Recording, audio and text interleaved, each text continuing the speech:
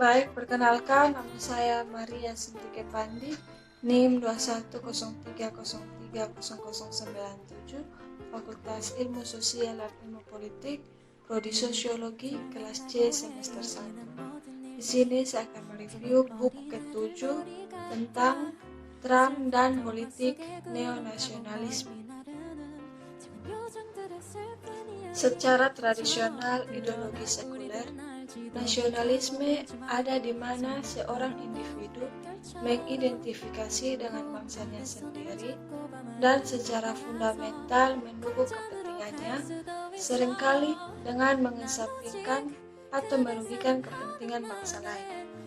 Nasionalisme agama, di sisi lain, memahami suatu bangsa, terutama dalam hal agama, berusaha untuk memajukan memahami suatu bangsa, terutama dalam hal agama, berusaha untuk memajukan kepentingan kelompok agama tertentu. Trump menggabungkan nasionalisme sekuler dan agama, memproyeksikan apa yang disebut Bergam sebagai neonasionalisme. Menurut Bergman, neonasionalisme adalah populisme nativis. Ini menarik bagi mereka yang menganggap diri mereka sebagai penduduk asli negeri ini. Seorang nativis percaya bahwa hak-hak masyarakat adat lebih besar daripada hak-hak imigran. Bagi seorang politisi, nativisme menarik selama periode ketika banyak orang merasa bahwa harmoni antara negara dan bangsa menurun. Neonasionalis menginginkan imigrasi yang dikontrol secara ketat untuk melindungi dan memajukan budaya atau agama asli bangsa dan menganjurkan peningkatan kedaulatan untuk membatasi pengaruh dan orang asing yang diduga tidak diinginkan. Misalnya, Perdana Menteri neonasionalis Hongaria, Viktor Orban, mengacu pada orang-orang dengan cara tertentu dengan pemahaman khusus tentang apa arti istilah itu. Dia tidak bermaksud semua warga negaranya, hanya penduduk asli Hongaria yang beragama Kristen. Viktor Orban memberikan hak istimewa kepada beberapa warga negara atas yang lain. Orang Hongaria yang mempraktikkan Kristen dan konservatif secara politik. Seperti Orban, Trump adalah seorang nasionalisme yang ingin mewakili dan memperjuangkan kaum nativis, terutama kulit putih Amerika, daripada Muslim Amerika yang dia hina secara eksplisit selama kampanye pemilihan presiden tahun 2016 dan kepresidenannya. Neonasionalisme adalah ideologi yang diartikulasikan oleh partai politik yang sering digambarkan sebagai radikal, populis, atau nativis. Seorang radikal berusaha mengubah politik, mencari perubahan mendasar. Seorang populis menarik rakyat, mengadu mereka dengan elit. Seorang nativis ingin melindungi kepentingan penduduk asli atau penduduk mapan dari kepentingan imigran. Trump menggambarkan dirinya sebagai radikal, seorang yang ingin menghidupkan politik kepalanya di Amerika. Trump juga seorang populis, berusaha untuk menarik massa warga biasa, mengundang mereka untuk mengutuk elit mementingkan diri sendiri, terutama mereka yang menjalankan negara. Terakhir, Trump adalah seorang nativis yang mendukung utamanya adalah penduduk asli Amerika politik. Neonasionalis baru-baru ini menikmati keberhasilan pemilihan tidak hanya di Amerika Serikat, tetapi juga di banyak negara di Eropa dan di tempat lain seperti Brasil dan India. Strategis dan platform pemilu tidak diidentik. Apa yang terjadi di masing-masing negara dipengaruhi oleh faktor spesifik nasional seperti sejarah politik, sistem, dan budaya. Karena itu, neonasionalis memang memiliki kesamaan ideologis generik yang cenderung menginformasikan pesan, platform, dan program politik mereka. Pertama, kaum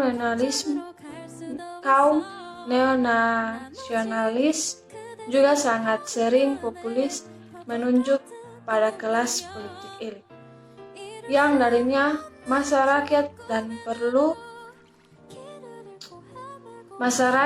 biasa perlu pertahankan. Neonasionalis populis menggambarkan dirinya sebagai suara populer asli dalam oposisi terhadap pemegang kekuasaan. Kedua, neonasionalis mengklaim memperjuangkan hak dan legitimasi orang biasa, pribumi melawan publik dan elit, bisnis mementingkan diri sendiri, pencinta imigran. Yang terakhir, dikatakan menginginkan imigrasi massal karena alasan ekonomi mereka sendiri.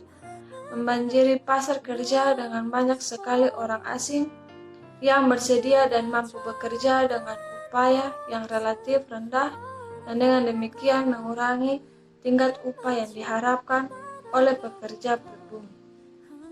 Populisme sering digambarkan sebagai ideologi tipis yang menganggap masyarakat pada akhirnya dipisahkan menjadi dua kubu yang homogen dan antagonis, rakyat murni versus elit korup.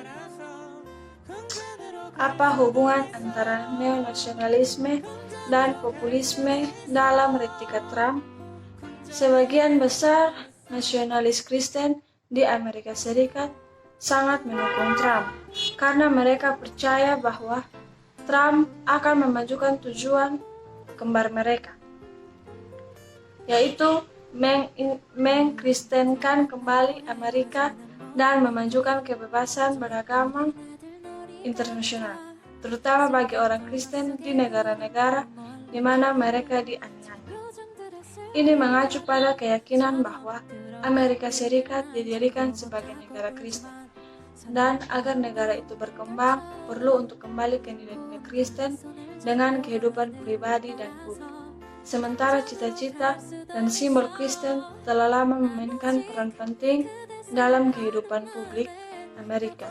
Nasionalisme Kristen adalah ideologis yang lebih jauh dari fakta yang menyatakan bahwa frasa satu bangsa di bawah Tuhan termasuk dalam janji kesetiaan. Neo-nasionalisme di Amerika saat ini menyatukan keprihatinan agama dan sekuler yang berhasil dimanfaatkan oleh Presiden Trump untuk keberhasilan pemilihan pada tahun 2016. Nasionalisme Kristen adalah sebuah ideologi yang diresapi dengan pemahaman agama. Nasionalisme Amerika pertama di sisi lain terutama diinformasikan oleh keprihatinan sekuler.